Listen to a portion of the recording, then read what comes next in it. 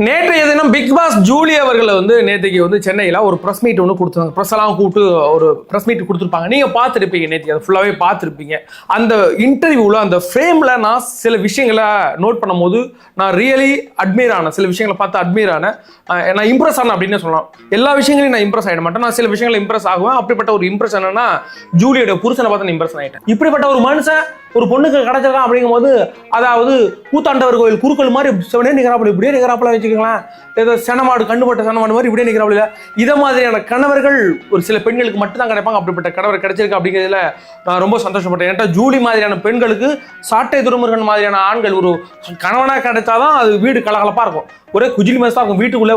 நீங்கள் கற்பனை பண்ணி பாருங்களேன், ஒருவேளை ஜூலியை சாட்டை துருமுருகன் கல்யாணம் பண்ணியிருந்தாங்க, அந்த வீடியோ எடுத்துருக்கோம் கலகலன்னு இருக்கும்ல. சாட்டையில் கூட வீடியோ போட்டிருப்பாங்க, கப்புள் கோல்ஸ் போட்டிருப்பாங்க ரெண்டு பேரும்.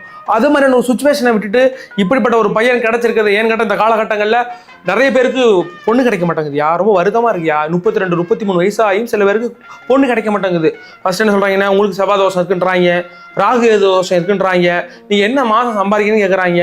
அப்போ அதையும் மீறி போனால் நாத்தனார் இருக்கக்கூடாது, என் பொண்ணை கட்டி கொடுக்குறதுல நாத்தனார் இருக்கக்கூடாதுன்னு பொண்ணோட அம்மா அப்பாவே சொல்கிறாங்கன்னு இன்னைக்கு பல காரணங்களால் சொந்த வீடு இல்லை, வாடகை வீட்டில் இருக்குன்னு கல்யாணம் ஆகாமல் இருக்குதுல்ல.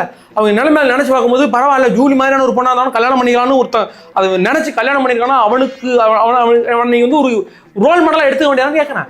அப்படிப்பட்ட ஒரு ப்ரெஸ் மீட்டை நான் பார்த்தேன். அந்த ப்ரெஸ் மீட்டில் நிறைய விஷயங்கள் நடந்துச்சு. அவங்க நிறைய கம்ப்ளைண்ட் வச்சாங்க.